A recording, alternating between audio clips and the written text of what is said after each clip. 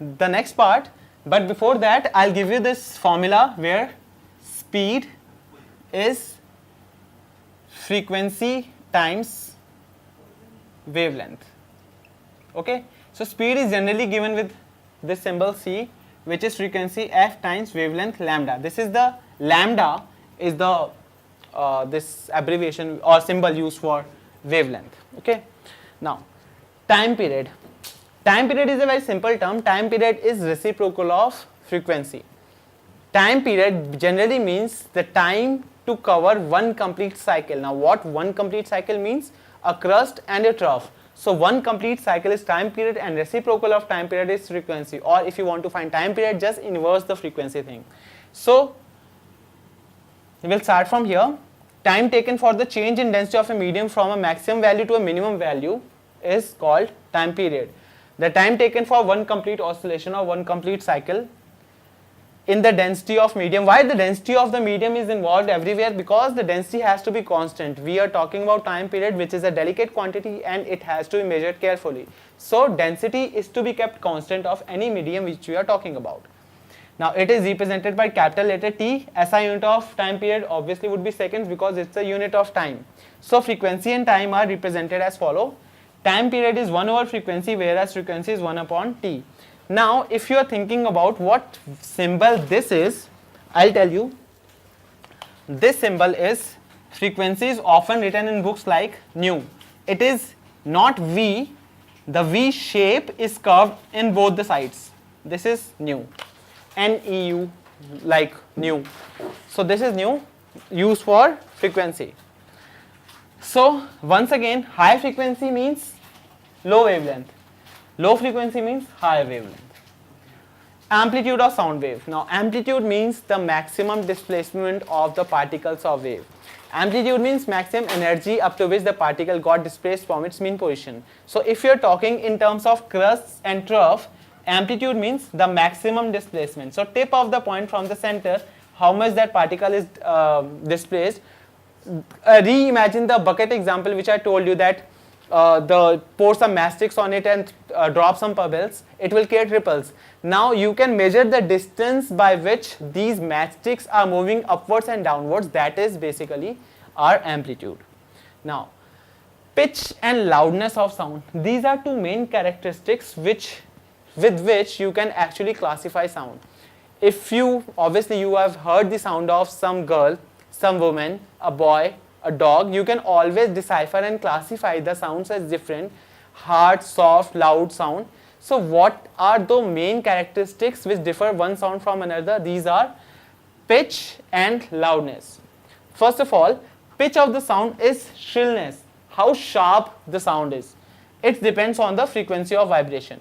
If the frequency is high, the sound has high pitch, and if the frequency is low, that means it has a low pitch. So this high frequency will have a high what? High frequency, high pitch. So shorter wavelength or higher frequency produces higher pitch. Now, and the vice versa. Since the sounds are traveling at about the same speed, the one with the shorter wavelength will go by more frequency and it has a higher frequency or pitch. In other words, it sounds higher, according to these two examples. Now, loudness of sound depends on the amplitude of vibration. More the amplitude, more the energy it carries, so louder the noise will be and louder the voice would be. So this is the louder one and this one is the softer one. The size of wave, how much it is piled up at the higher points, sound, it is called amplitude. For sound waves, bigger the amplitude, louder would be the sound. Now speed of sound, we have already discussed it. The speed of sound is called Mach 1, Mach 2, and the Mach 1 is called the speed of sound in air, which is 332, but we generally take 330 for calculation purpose. Let me see what quantity is given here. In air it is 346. Okay, so this might be some new updated data here. Next one is reflection of sound. Now sounds do reflect from medium after they collide with it. For example, when you hear a cracker bursting during Diwali, you can sometimes feel that their echo is coming. Echo or reverberation is often called reflection of sound. So this reflection can be here more prominently in places like mountains, where there are 2 or 3 mountains and a sound if yelled loudly, it reverberates, it echoes from the next or the neighboring mountain. Now I'll give you an explanation why does it happen. Okay, so let's study about echo. The listening of same sound, the reflection of sound is called an echo. Okay, to hear an echo, okay, before going on to this part, you can note it all down. Actually, you should note all the points whenever you are done with hearing what I am saying about the topic. Just pause the video, note all the points which are given, and then move on to the next slide. So there is a term called persistence of vision. Now why I am saying this, because during motion pictures, you know how cartoons were made back in the days. The animated cartoons, they were made from slides, and the slides were moved using projectors at a speed, at a very faster speed, because persistence of vision means the image can last in the vision, in the eye, for about 1/8 of a second. So if the given projection is frame, or the frame is moved faster than that time, we won't be able to decipher whether that thing, that whole clip moved. We can see that object moving.